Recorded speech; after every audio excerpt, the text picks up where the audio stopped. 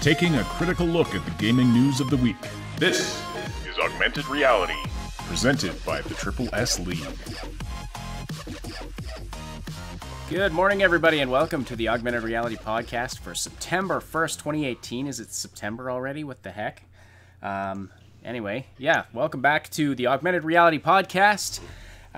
We are back now, live on Saturday morning, as usual. And yeah, sorry about the missed podcast over the past couple of weeks. We had some people on vacation, namely me, and some technical stuff going on. So I set fire to the studio like 3 times. It was great. Yes, there's a reason I can't. There's a reason I can't leave. I can't ever leave. I'm basically trapped here. They chained me to my chair to make sure nothing goes wrong. But anyway, yes, we are back with the Augmented Reality podcast. We got some great news to discuss today. Some exciting stuff has happened this week. We got Cyberpunk 2077 gameplay, and that laugh you just heard was our special guest this morning. We've got Athena Rose with us, aka Megan. You may have seen her around our Discord channel. How are you doing this morning? Yeah, I'm doing good, thank you. That's awesome.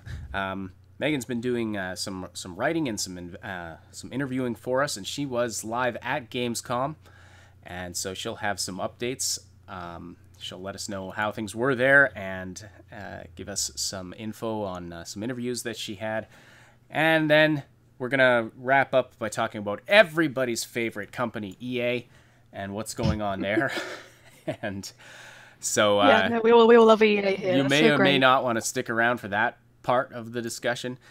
But anyway, if you're listening live this morning, please say hello in the live chat. Send us your comments and questions there as well. We will read and respond to as many as we can throughout the podcast. Hello, Adam Smith. Good morning to everybody else who's listening. And I'm going to turn it over to Cybsidian now, and we're going to dive into what everybody's probably here for, Cyberpunk 2077 gameplay released this past Monday. So this is a really great sign for the game. The game right now looks like it's really close to basically playable. Now, we didn't see the things that they're obviously still working on. There might be some significant parts of the city that are unfinished or that are in still a very kind of alpha-y state. They've said before that this game is still pre-alpha, which has a little bit of a different meaning for CDPR than it does for other companies. When a company states oh yes, we're in alpha, or we're in beta, or we're in this mode or that mode, they don't always stick to the actual dictionary definition of what those terms mean. We get a lot of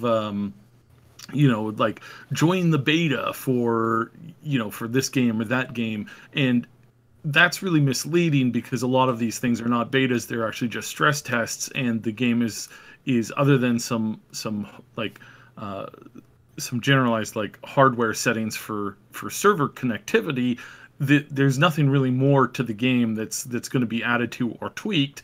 And so, like I said, all of these companies kind of have their own different meaning for what these stages mean. And for CDPR, they blow through alpha and beta phases faster than most any other company out there. And that's because the way that they approach their features and their systems within the game is they want to have their game and any type of thing in that game, they want those things to be ready and polished to the point of where they can show them off and have this have a gameplay with it and have it be perfect for what they want for release. So right now, looking at the game, we're a lot further along than I think what some people think when they hear the term pre-alpha, but we're still not, they're still not there at the alpha stage, or they're still not there at the beta stage as far as what they think. How long that will take, we do have some information on how long their proposed internal development time for the game is, but due to wanting to make sure that we don't step on any toes, we're not going to get into that now.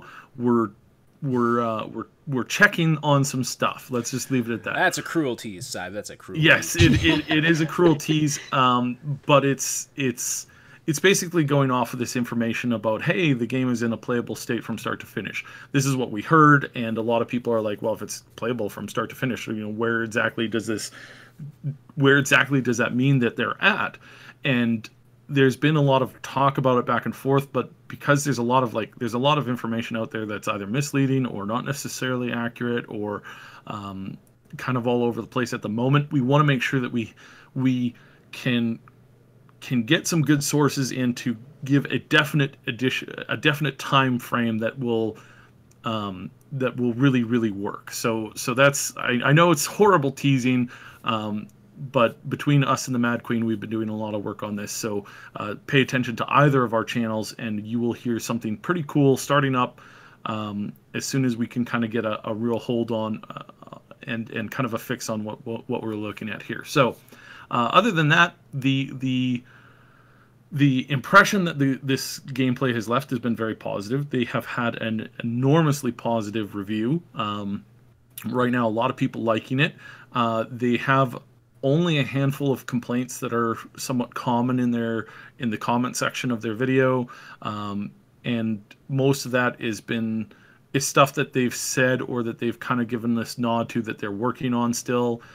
Still, the stealth system in the game doesn't appear to be 100% set yet, but they haven't really showcased that in the gameplay that we have seen, and they only briefly showcased that in the EA showcase, which is different than this showcase. This is the E3, one that they E3, yeah, showcase. Yes.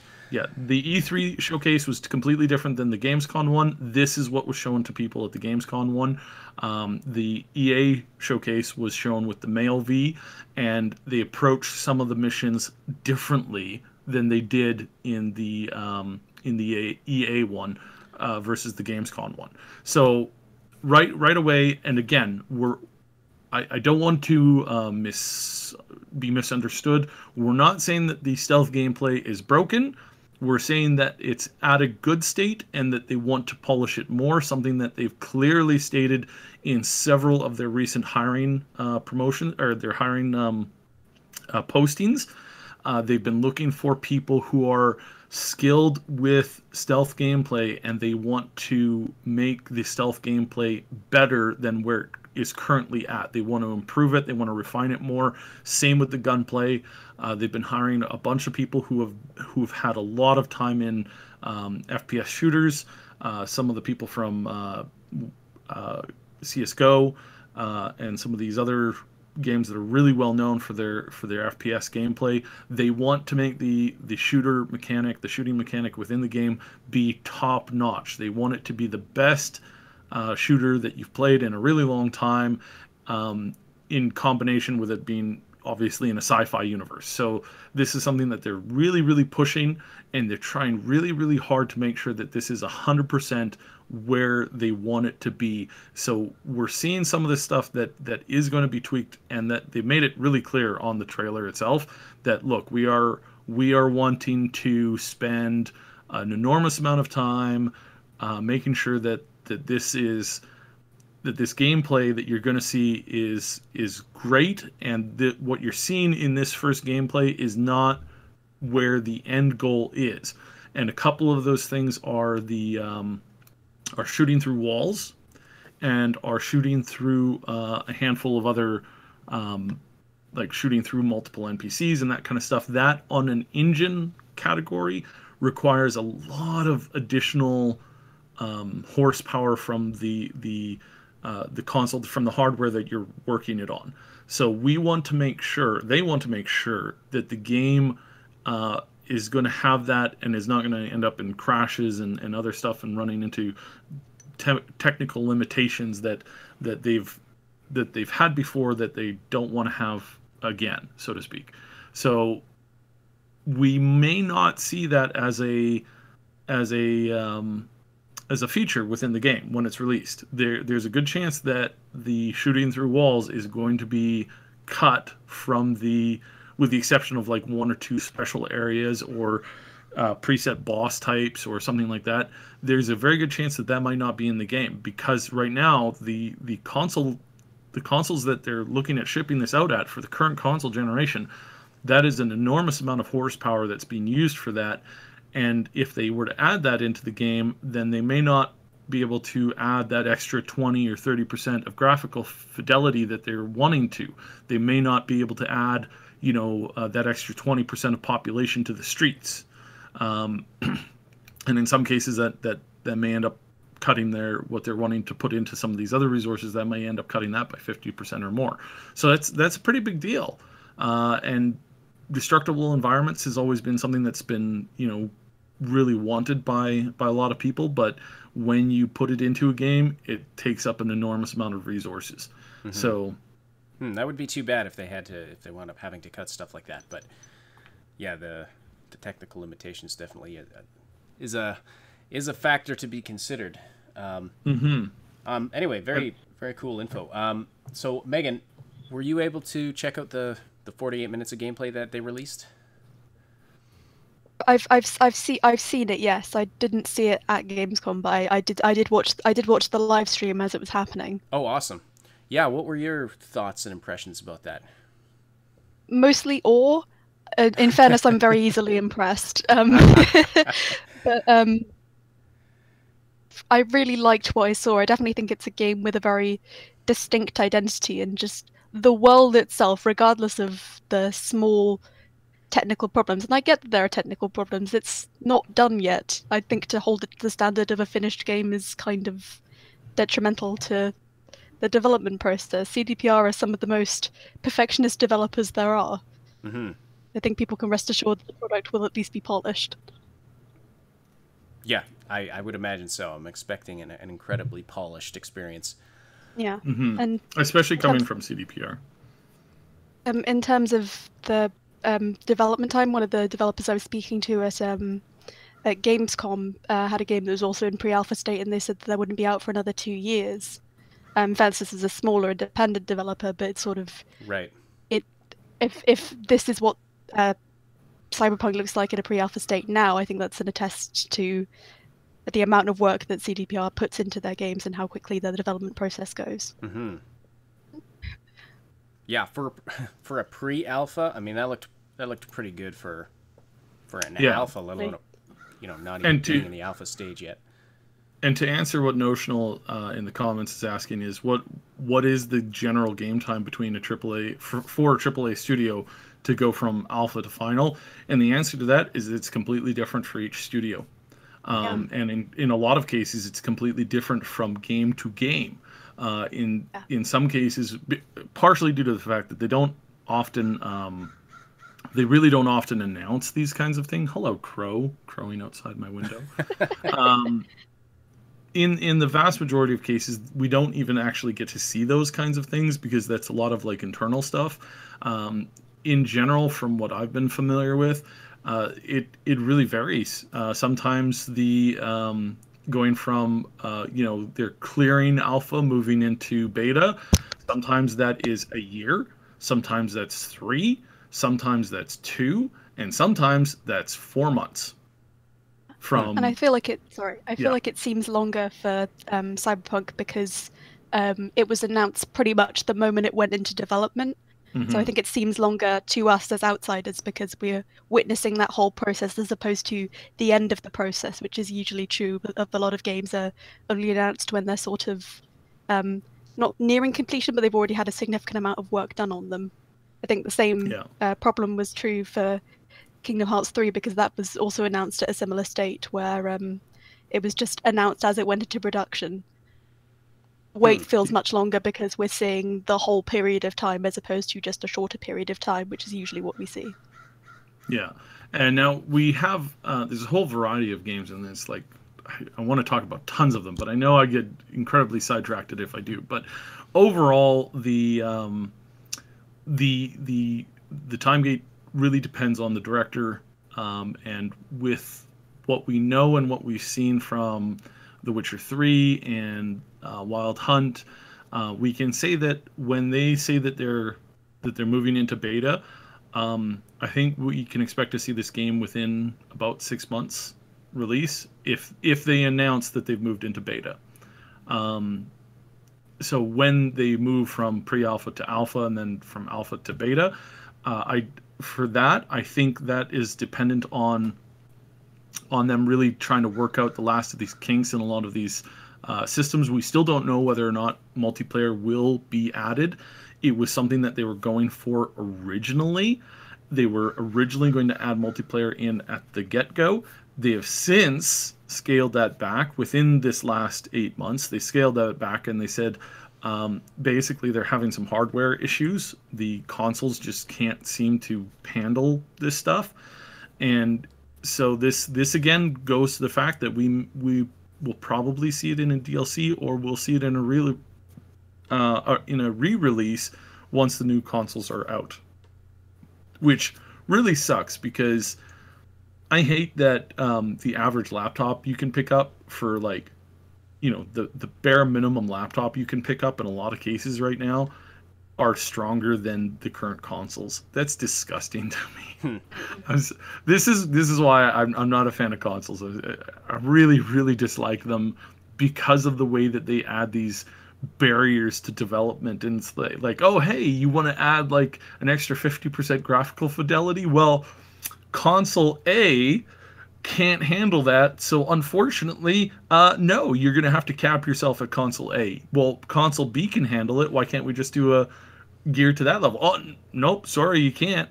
And this is oftentimes their publishers and their financial backers telling them this. It's like, no, you need to release on it. It's like, when can we get games released that have a slider on them that says, if you're working on console A, it'll only go up to here. But if you have a console B, or if you have a, you know, better yet, if you have a PC that can do, like, you know, G to T graphical settings, you can go ahead and set it there. Forget A, B, C, D, E, F, G. You know, just move straight on up to what it can actually do. I would love that to happen, but I really, really, really doubt it. All right. Hello to everyone who's been talking in the chat. Adam Smith, Ken Melvin, Notional, Bluntman, HTK Gaming, and Rave. And Gerhard has an interesting question. Wasn't there a question at the latest earnings call where the CEO basically said it would take them the same time to finish the game as from when they first showed The Witcher 3? So 2 years from now. What do you think about that? That's a bit of a contextual question, because that's not something that they've ever really said before or outlined in a really good interview. And if you look at the timeline from it, that wasn't really exactly where they were at the same period of time, and so it was 2 years from there. But looking at it, you might even be able to say that was where they were at like 8 months ago. If that's the case, then we're looking at a 15-month release window. So again, it's like that fits into 2019. So don't necessarily jump on that kind of stuff, because especially in these cases, a lot of these people at the earnings call know them personally, and there's a lot of, like, sometimes they're talking kind of within a context of what the other like. They just finished up a conversation, you know, maybe a day ago, or maybe even like 15 to 20 minutes before the event started, where, because these people are friends and they know them professionally, they're having a discussion, and some of these questions can sometimes be leaned towards carrying some context that we're not aware of. So in this particular case, I'd say for anything that you hear at the earnings call, be very careful with that, because that's a lot of inside information that's being tossed back and forth that we as outsiders are missing that context. So what that means necessarily is that, you know, are we looking at a 2-year window date from this release at Gamescom, or just after Gamescom, or is that something that they were hinting at more at the E3 event right away? That's about 3 months difference. So or does that mean when they started, you know, does that mean the beep that they sent out at the beginning of the year? It's like there's a bunch of different places to just kind of generally take that from. And one of the things that they mentioned here with this particular thing and some of the follow-up interviews when they were talking about this gameplay that was put out, is the fact that there is some that they didn't want to have the same thing that happened with The Witcher. They put out The Witcher, I think it was the Wild Hunt stuff, and there was a lot of there was this extra level of graphical stuff that had been downgraded. Basically, was the general, to really like to shorten that argument up. And so basically they said they didn't want to run into the same thing where they're showcasing something that is not necessarily a finished product, and they don't know what or where they have to cut and scale back in order to get those things running really well on the consoles. Optimization is a huge thing. If you add in all of your features and then you're able to optimize that 100% with whatever my voice, can you guys still hear me good? Yep. Okay, good. Yeah, we're good. I got a warning that my voice was losing it. So what that optimization, if they can hit 100% of what they're aiming for, what they're wanting to hit, then yes, you get all those features. But if like I said, if one of the consoles can't take one or two of those features because optimization just can't be hit at that level, then they have to scale that stuff back, and they have to do it in almost a they have to do that within a very short time period, and they have to scale back some of this stuff because it's one of the unforeseen things of like, well, we know that if we can optimize it enough for this console or for that console, but then there's an update and it really kind of kills it, and this has damaged games that have released before. This has caused several issues. There were quite a few complaints on, I probably shouldn't name them, but there were quite a few complaints from studios that were releasing kind of at the mid-high point of these latest consoles, where they had the big update to their operating systems. One or two of these games that were released right after that suffered some significant issues, and the blame is really on the console OS not taking the work that they had done to optimize it, and it just handled it poorly. And it was one particular console that did this with two particular games, and those games suffered pretty big review hits because the game's just not optimized very well. Well, it's not actually their fault. It's the fault of the console creator putting out a bad OS update that crushed one or two of the games that were coming out that the optimization just didn't translate well. So that's one of those things where we look at that and we need to be a little bit careful. But I don't want to get too much into that. As far as the gameplay goes, we can see that the companion system is working really well, and I wanted to hit on this because this is a big one.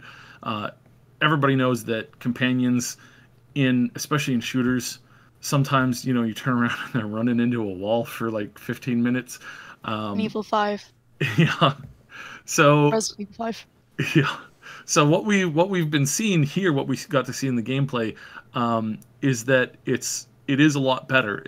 It seems to be scripted, but it seems to be scripted, and I want to make a clarification on this. It seems to be scripted heavily for the AI, for your companions. But if that's not, and that's just the way they normally behave when you get into random fights, this companion system is amazing, and where it can go from here moving forward is going to be stellar. We're going to be able to see some really great companions added to this game. If this is like, you see where he picked up the car and used it as a shield, like, oh my goodness, this is brilliant. If that's a thing that the companions can do outside of the boss fight, outside of this more scripted fight scene, if this just happens on the street level stuff, this is pretty cool. Like we definitely have a winner as far as the AI companion system in this game, and we know that this is one of the things that they've been working on very, very heavily. They wanted to really have a companion system that worked really well. You remember all those job postings that we saw about this time last year starting to go up, and it looks like it's really paid off. The spider bot was really cool. Worked really well. The fact that this thing can climb on walls and hang from the roof and all this other kind of stuff, that's really cool. And I think that we're going to see a ton of companions. We're going to see some additional bots for sure. I would imagine that they can have several of them. I can imagine that they're going to be having some more different types of a sniper versus a melee, or somebody who uses covering fire with heavy weaponry. These are all things that if this AI system has been pulled off by the way that it looks like it has been pulled off, this is amazing, this is great, and this is already something that people have overlooked, going, hey, they didn't have any like glaringly huge issues with the AI companions. The fact that that's not being said means that this tech has already been surpassed what they were hoping for it to do, I think. And so this is really exciting to me, because this means that we're going to get a game where companions are not annoying NPCs that you constantly have to fight with. Like, ugh, it's like, we've all been one of that. Yeah, we've all been there. So that looks really great, and I'm really excited for it. Yeah, adding on to that, the voice acting and the general performances are really, really top notch. I mean, again, yes, I expect nothing less, but this is the girl who does V, Sharima Lee. Big fan of her, have been for a while. Yes. Met her a few times. She is spectacular when she does these gritty roles. She normally does this like super high pitched 12-year-old girl voice, but she does a killer like badass voice too, and I was really, really happy. I still wish that we had gotten a little bit more of a combat feel, or like in gameplay feel of the male voice, because we don't really like. He's got a really good voice. The trailer is awesome in the way that he narrates that a little bit, and I suspect that it's going to be bang out of the park too. But I was very happy with where they are so far. Really happy with the companion voiceover stuff. There is some.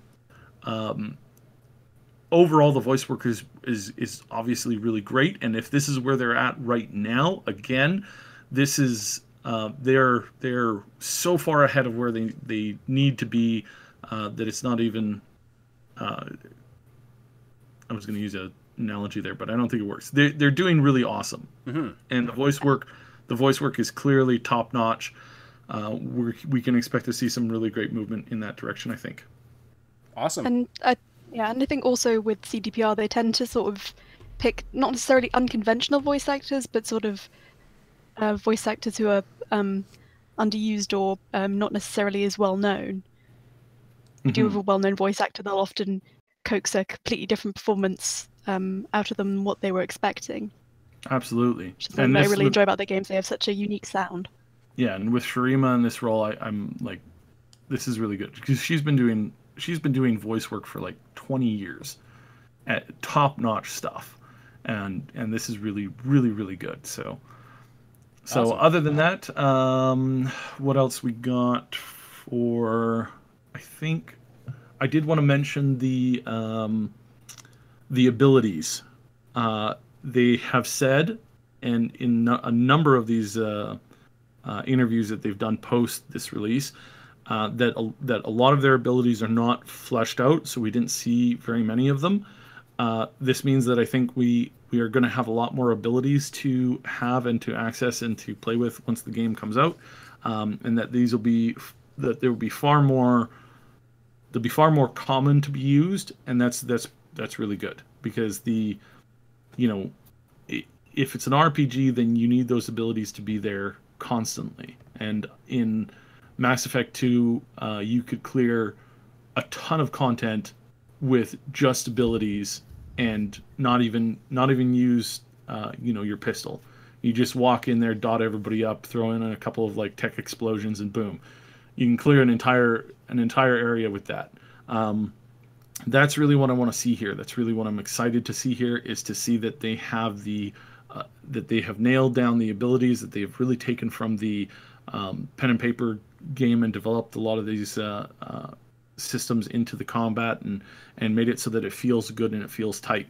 We didn't see a lot of them, and they have clearly stated that's because a lot of them are they're still working on the balance, they're still working on how they feel, and they're still working on their implementation. So they've made this very, very clear. So this can't possibly be I'm not a downside to this at all. They're clearly working on it, and they're taking these abilities very seriously. So I'm really excited to see where that goes from here.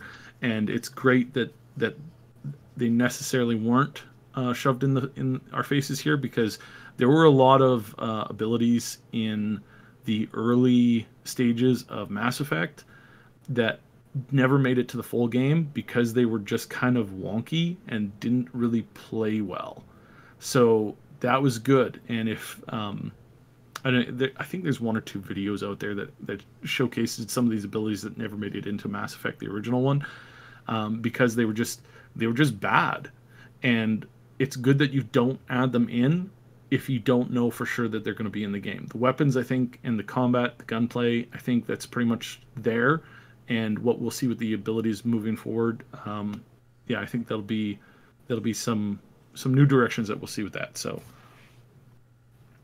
yeah, I think that's pretty much it as far as I go. Does anybody have any other comments or questions from the audience?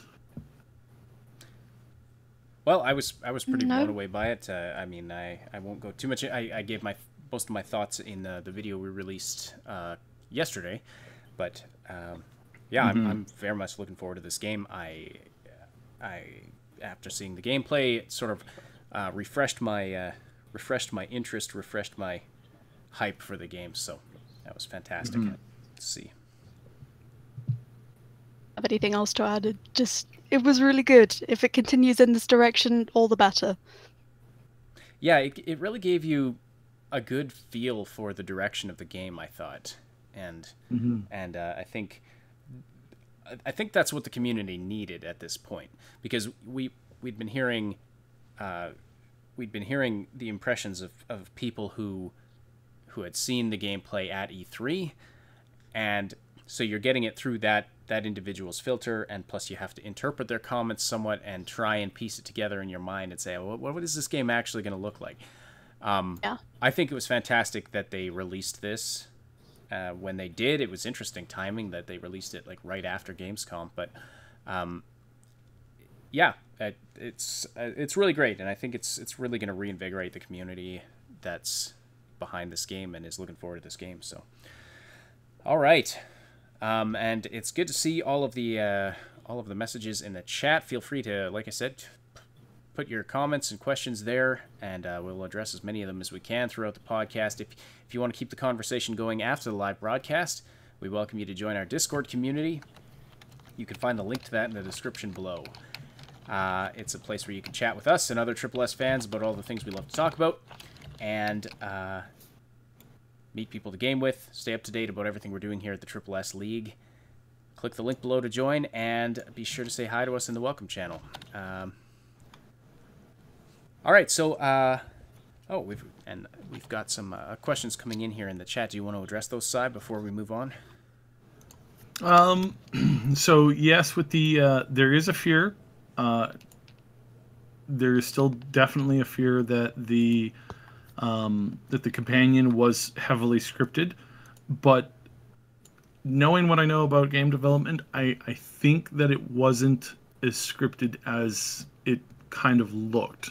It looked like it was scripted heavily, but from what I know about where they're at and what they've been doing with their programming, I for the moment I'm going to say that I don't think it was. And we will see where this comes and goes to, obviously, but it's a fear, definitely, because we all, like I said, we all have played games where it's like your companion is running into a wall or is hiding behind a flower pot that couldn't possibly take any bullets, or there's a lot of stuff with companions. And when I first heard, oh yeah, we're going to be heavily AI companion for a shooter, and it's like, ugh. That's like so many problems with that. I mean, I like even with Mass Effect 2, one of the better games with companions out there, there were still a lot of scenarios, a lot of issues with it. Like Dragon Age still had some too, but I think that's mostly due to the fact that BioWare hasn't really updated their AI in a really long time. But in this case, I kind of have this gut feeling that I don't think it was heavily scripted at all. And that's why I'm saying that this looks like this is potentially going to be huge. a massive improvement for the general gameplay. So yeah, as far as the character creator and the first person thing, I'm still pretty bummed about that. For more than just the reason of like, make this cool character and get all this cool clothes for him and put them on him, and then you never see that ever except for one or two scenes, and it's one of these things where it's like it's not it's definitely not where I'd go, but I'm not going to critique them anymore on this because it's I think I'm going to give it some time before I criticize them too much on that. But that is definitely one of the things that I'm like, this is kind of not good. But yeah. I did want to mention this when it comes to the AI.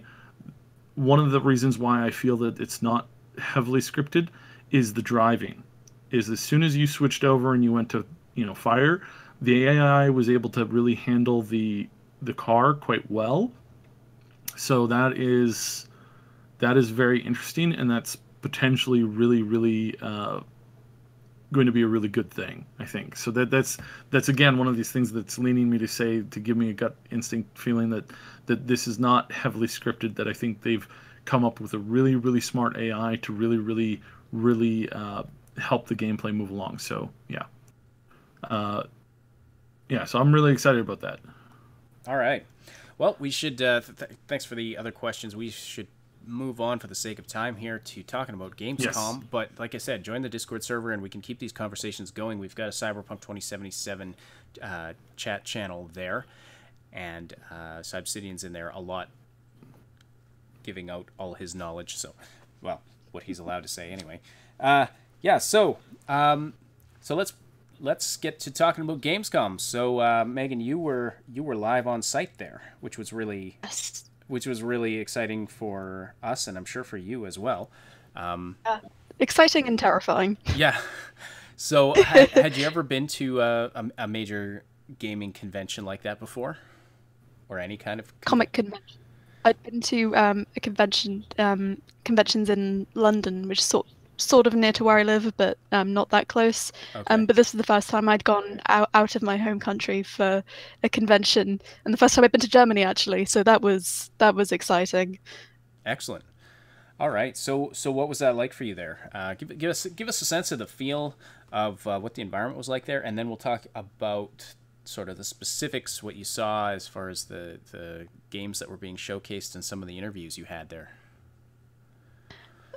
Like the convention itself was so packed. I cannot understate how many people there were there. Like several halls, especially the halls with some of the more popular games in there. There would be sort of you would have to shuffle places essentially, and Okay. for the really anticipated games, there were queue times of up to 2 hours. I think Life is Strange 2 had a demo there, which I didn't get to play, but the queue time for that was about,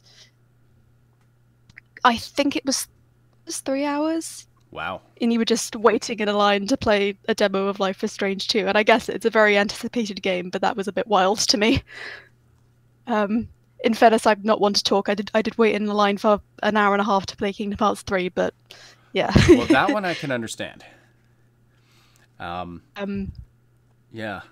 That one I could understand wanting to get your hands on the demo of that one, especially if you're a fan of the series. But that's been a long anticipated title of the series for several years now, so it was very exciting to finally have my hands on that. And I spent a long time I was buoyant with excitement. I think I could have achieved human-powered flight with the amount of adrenaline that was going through me at that point. Wow. All right. That's not what we have to talk about. And like the main convention area was incredibly busy, but I also, because I was doing demos and interviews, I got to get into the business area, which was significantly less crowded, which meant that I was able to last longer than I thought I would. Good, excellent. Yeah, and and it was really great because I got to speak to a lot of developers that I was sort of tangentially familiar with, but not necessarily familiar with in depth. So it was great to get this perspective and just a general sense of. Yeah, I'm not making sense. I'm sorry. No, you are. It was good. That's good. So what were some of the highlights? Well, why don't you start by telling us about Kingdom Hearts 3? I didn't. So the Kingdom Hearts 3 demo they had there, you had two choices. You could either play the Olympus Coliseum world. Well, I think it's just Olympus now because in previous games it's basically been quite a small world in that it's been mainly a center for various different sort of battle challenges in the arena, but this is a much larger scale version of that world. I think the Olympus Coliseum was the first world they showed off, so it's nice looking at that and seeing how far that's come from its initial reveal. And they also had I didn't get to play that one, but they had I didn't get to play this one. Sorry, a portion of their Toy Story world, the Toy Box world, available to play.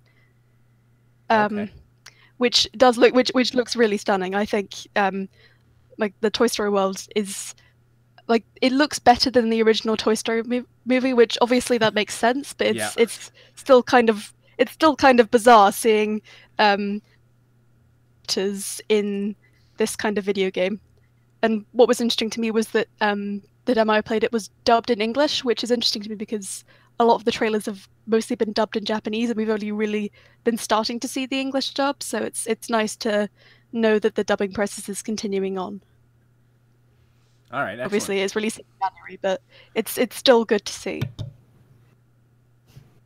And like the combat felt good, it felt smooth, it felt familiar to someone who's a fan of the series. Like Kingdom Hearts, it has a problem where it kind of with sort of the side installments, a lot of the gameplay was very experimental, and here it feels like a combination of some of the more successful experimental aspects with the standard gameplay that the first two main entries popularized. It's like it feels comfortable to play. It feels good. Good. It's good on both the they had both the Xbox One version and the PS4 version running, and they both looked of good quality, of the expected amount of quality, which is good because the Xbox One version is only getting a release in Western territories, I believe, just because the Xbox One is not marketable in Japan, really. No one really owns an Xbox One over there. It's just not it is in Western territories. So I think some people did have a concern that the Xbox One release would be kind of downgraded from the PS4 release, but I didn't see that. Both versions seem to run completely fine. So if anyone's worried about that, I wouldn't be. Okay. Cool. Awesome. So what were some of the other highlights for you there? I got to play a hands-on demo with some of the developers of this upcoming game Reach, which is being developed by QC Games, which founded by a couple of ex-BioWare devs. Okay. The people working there are ex-BioWare, and Breach is kind of in sort of action RPG sort of thing. What they told me was they're looking to go for a free-to-play model. They'll be starting out in Steam Early Access and then going on to free-to-play, they think, by ish next year or around springtime next year, so springtime 2019. Okay. It's an interesting pick for ex-BioWare devs because they're known for very single-player experiences, but this is a very multiplayer-driven experience. It resembles Overwatch in sort of its in terms of its ability-based gameplay, and that you can pick various different character classes to play from, and the character classes are very highly customizable. So you might start off as a base class and then sort of tweak it more applicable to the current situation you're in. So a lot of the gameplay is about like you and your team making sure that you've got people who can cover all of the situations that you might be in on a specific map or the different challenges. So you might need more healers on a particularly brutal map etc. It's sort of to like the structure of the game in that you go into various matches with a team of about 4, and you have to essentially complete certain objectives and then fight a boss at the end of those objectives. Okay. So it's like a co-op game. Yeah, a co-op game, and you'll also be. I don't know if this is true of just custom games, or if you can also do this in regular gameplay. I can't remember off the top of my head, but you can also have one player play as this shadow demon who works to make the lives of the heroes kind of a pain, so sort of summoning extra enemies and getting in the way of the players on the hero team. Okay. I can't recall if that's just a possibility for custom games as well. What was the name of that one? Was that Breach with a B? Or... Breach, yeah. Okay. The story, I spoke a lot in detail about the story, which is really interesting, actually. It's essentially this story of this magical world and the regular world colliding. And the maps are sort of reflective of that. There are lots of different... Like, essentially, the premise of this is that all of the different world mythologies that exist, they're all true, and so it takes inspiration from a lot of different world mythologies. Sort of Slavic mythology, I'm trying to think, Egyptian mythology. I got to play a little bit on... I can't recall off the top of my head which map it was, damn it. On various maps, and sort of see the influences. Like, a lot of the maps, it'll be like they have map where half of it is like an ice cavern because of those two worlds colliding. Like, you have regular Egypt in the same place, and this other world is an ice cavern. So you're going between like these the ancient pyramids and an ice cavern. Like that provides interesting challenges to gameplay. Yeah, I did a much more in-depth interview where I went into a lot more detail, but I'm just going off what I can remember right now. Yeah, fair enough. It was really good, and from what I've seen of it, I feel like it'll be a fun co-op experience. And there's also plenty of options for single player. So, like, if you want to just play by yourself, or if you only got one friend, the rest of the spaces will be filled by bots or by AI. Necessarily have to worry about playing with other people online if that's not necessarily your bag. So. Oh, okay, interesting. All right. That flexibility there. All right, right on. That sounds good. I'm looking forward to that one. Yeah, it definitely looks interesting, and I'm gonna keep an eye on it. I'm not usually a big multiplayer person, but this felt like there was enough variety there that it would satisfy a lot of people with a lot of different play styles. So. Okay. Yeah, that's the most important thing. So. I also got to speak to... I spoke to a lot of the independent developers. I spoke to... a development for the Nintendo Switch came up a lot, because that's sort of becoming a machine for independent games. Mm-hmm. I was speaking to a particular developer about that. Essentially, the Switch is allowing a lot of independent games to reach a bigger market, because I think the thing with Steam is that it's very oversaturated. There are a lot of games on Steam. It's very difficult to stand out from this big, huge crowd of games. Yeah. But with Nintendo Switch Online Store, it's a lot smaller. So people are more likely to find your game and then play it. I was speaking to... God, who was it? It was the developers of this upcoming side-scroller, Monster Boy. I was speaking to one of the developers there, and they said that... before that, which is a remake of another game in that series, on PC, but it had done extremely well on Switch because it was easier to find. Yeah, that makes sense, actually. Yeah, it was interesting to me. It's, when that came up in discussion, like it wasn't something I'd necessarily considered, but hearing it, I was like, oh, that makes a lot of sense. Yeah. And well, I mean, that's always going to happen when you open up a new store. It's like, hey, there's so less clutter here. But then, I mean, eventually everything gets cluttered because that's just the nature. And I think it's just the nature of the beast of stores and stuff. Yeah, and I think the Switch marketplace may be on the route to that because it's not very heavily curated. So there's a lot of it has this problem with a lot of shovelware being on the online store, which is very frustrating for people who are looking for to play. Yeah, But I was driving home this past week and pulled over because there was these two girls who had set up a lemonade stand, and I'm like, oh, that's awesome! I got to support local thing.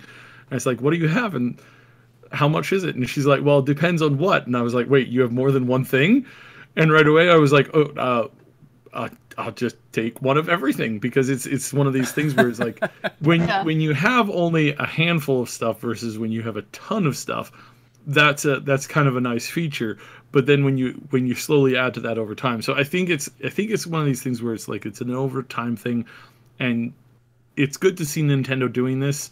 Hopefully this will encourage them to change some of their policies as far as like how YouTube and community interaction works. But at the same time, I'm not holding my breath. So yeah, we'll see kind of where that goes. But yeah, overall, no, it's good to see them heading in that direction at the very least. So and I also got to play a demo of the upcoming Mutant Year Zero Road to Eden, which was a game I was sort of vaguely aware of, but it was nice to get a hands-on gameplay of that. So that's a turn-based strategy game in the vein of sort of XCOM. Mm-hmm.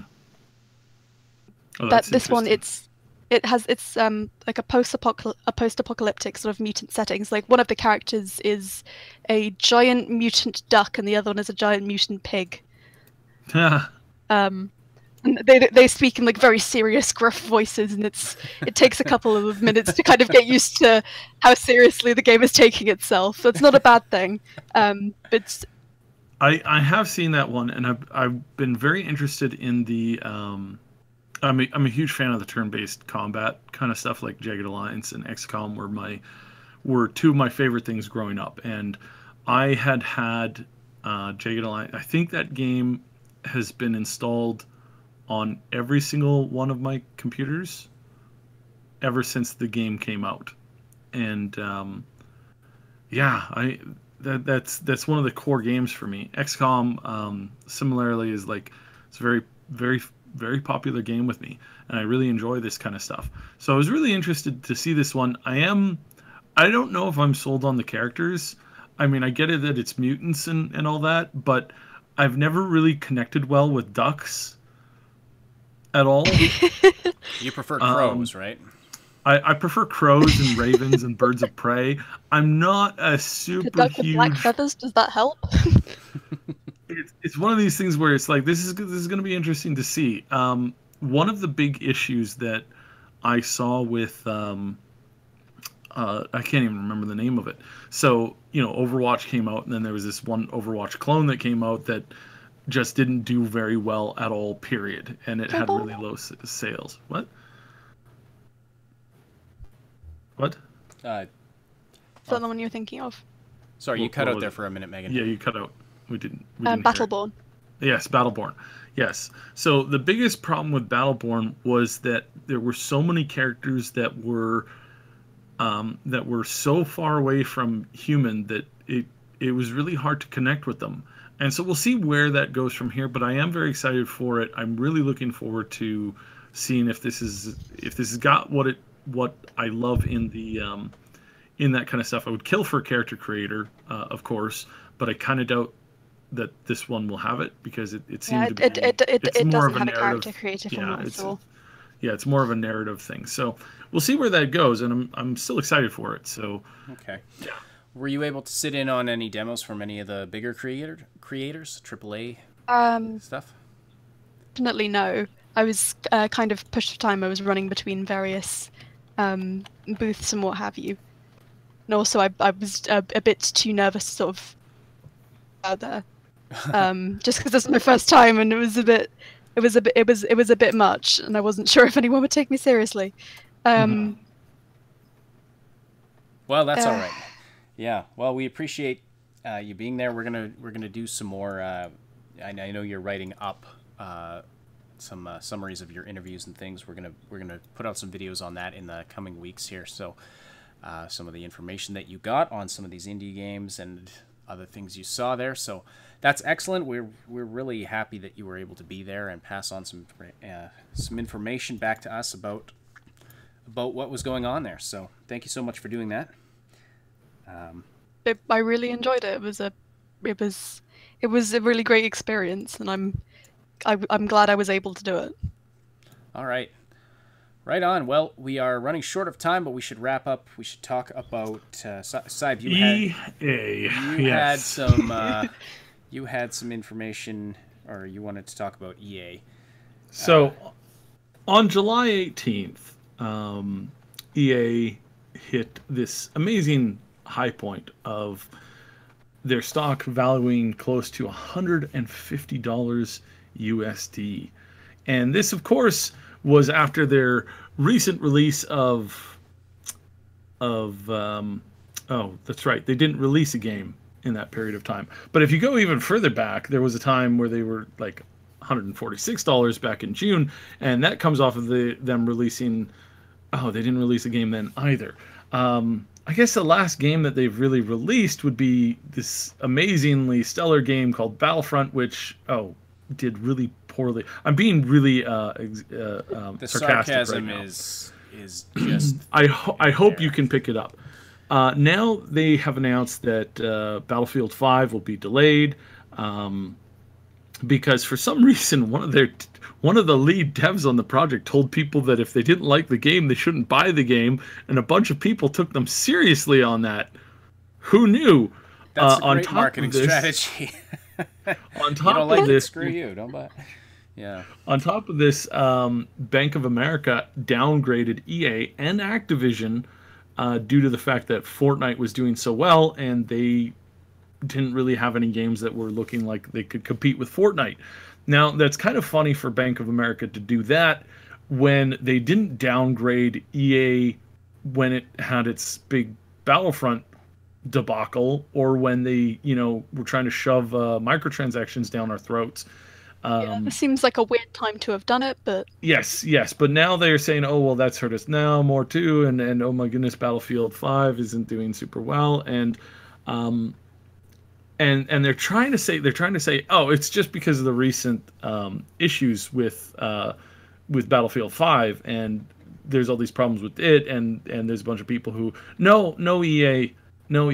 This has been going on for the past 5 years.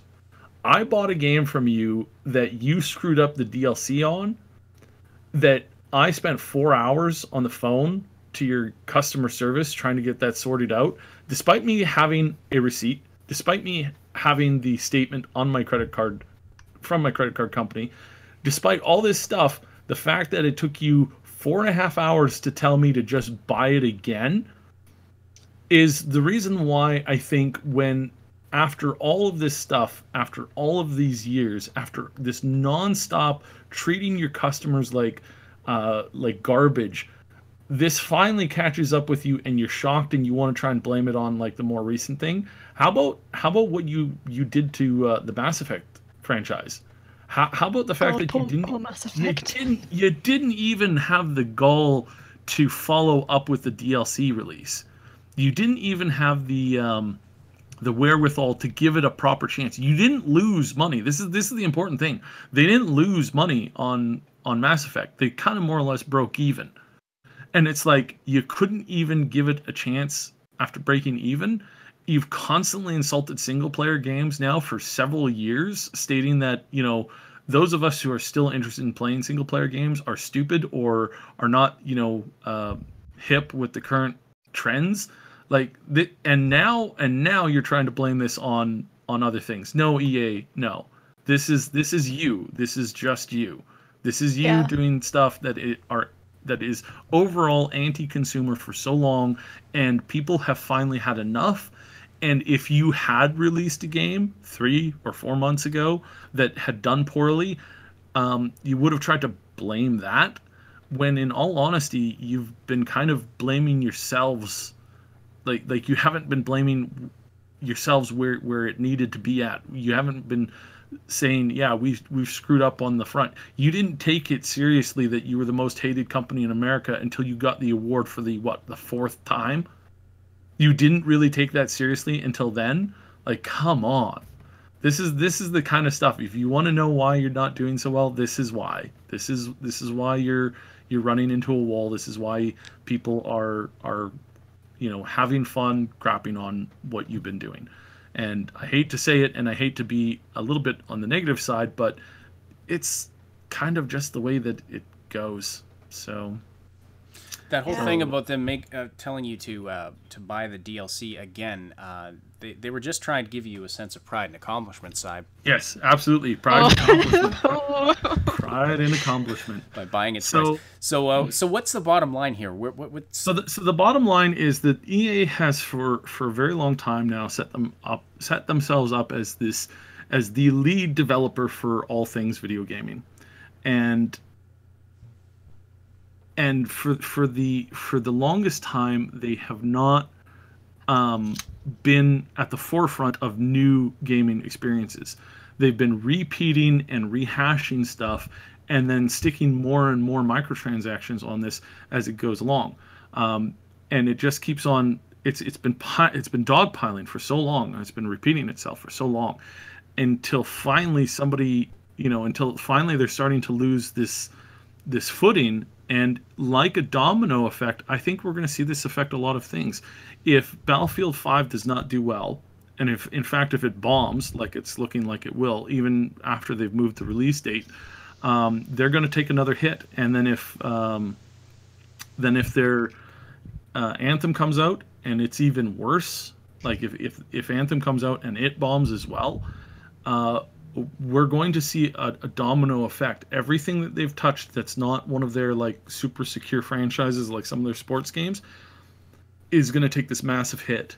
And this is going to lead to one of two things. This either leads to them having to take this strong, like this huge cutting pretty much everything except for their biggest franchises, and kind of making it an apology, or it'll make them flounder. And if they flounder in this day and age, if you flounder as a company, your stock price will tank. And in order to stay afloat, you're going to have to sell off everything that you possibly can. And at the moment, because they've canceled so much stuff, because they've run aground on so many of their IPs, because they've destroyed so much of their content, it's really looking like they're going to end up losing everything. Because they're going to have to sell one of their bigger series or one of their bigger franchises. If their stock price goes down to $30 or $40 instead of the 150 that it was a few weeks ago, then the chances of them staying afloat in that is pretty much non-existent. They're going to have to start selling off studios of the one, and at this point, they're going to really wish that they had kept some of these studios running so that they could sell these studios to Microsoft and to other people who can afford them. And so what we're seeing here is a domino effect. This is the first one to fall. The second one to fall, I'll call it right now, Battlefield 5 is going to be a complete blowout.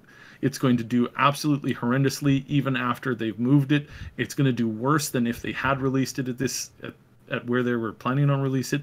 If Anthem does really, really, really bad and doesn't manage to really catch and move an absolute truckload of units, then they're going to end up hitting the wall with that. And if that happens, EA stock will probably tumble, and over the course of the holidays and moving into the new quarter in 2019, we're possibly going to see it hit an all-time low. And if that happens, then essentially they're done, and we will see them start to flounder. We'll see them start to sell off some of their content to try and stay afloat, and this will result in more people pulling their money out of that stock, because at this point, if you have money in EA, pull it out now, pull it out where you can.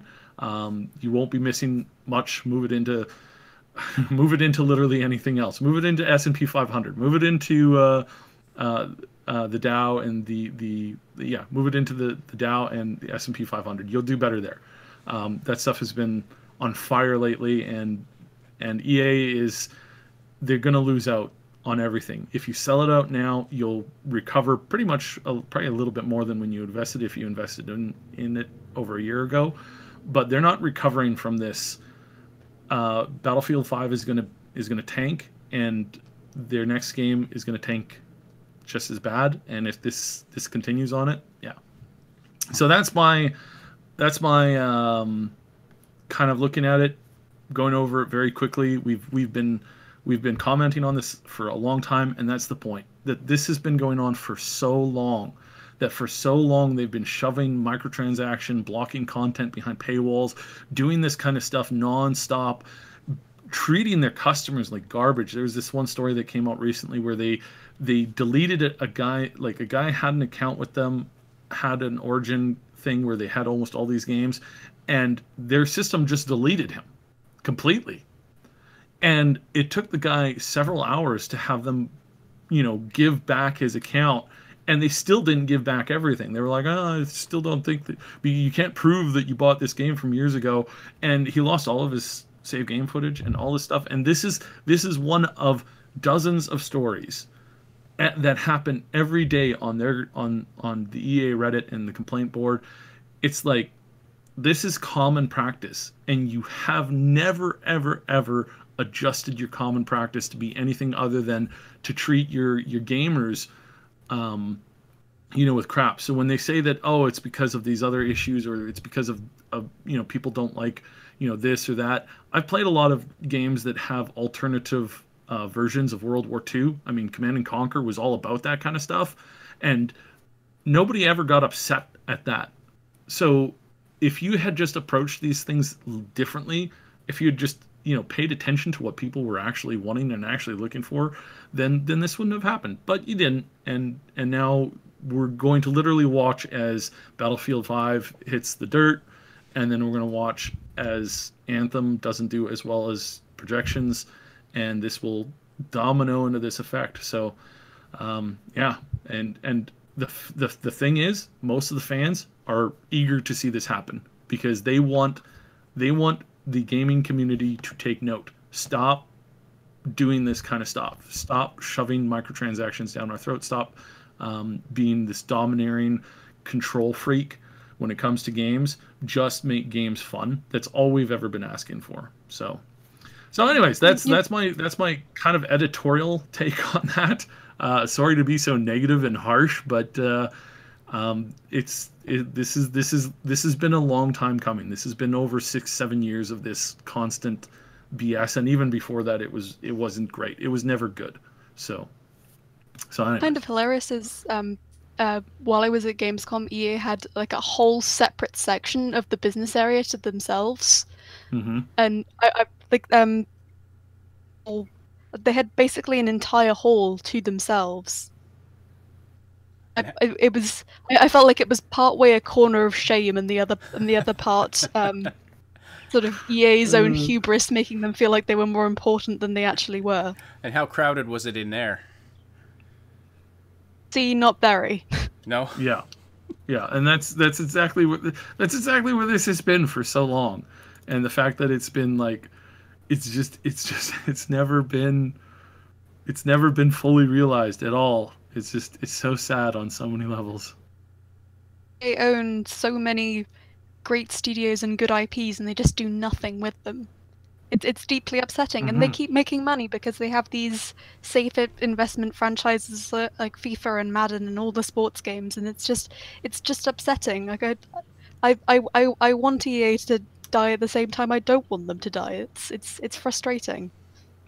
Yeah, and what's really unfortunate is we're going to see a lot of this stuff kind of get pulled off in other directions, and which really, really, really sucks. Like, it really is very, very sad at what we're going to see happen to a lot of these titles, because they're not going to sell off BioWare and all the BioWare related games in one clump. They're not going to do that.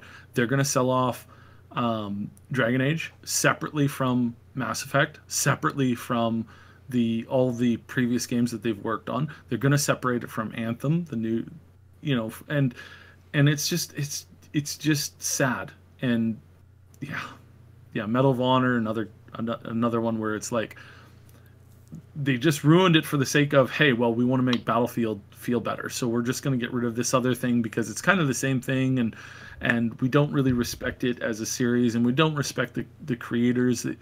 It's like, I don't know, it's like being in a library and you have all these, wonderful books around you, and then somebody comes in who bought out the library, and it's like, okay, we're going to pull out this chapter from this one book, and we're going to burn the rest of the book, and we're going to add it.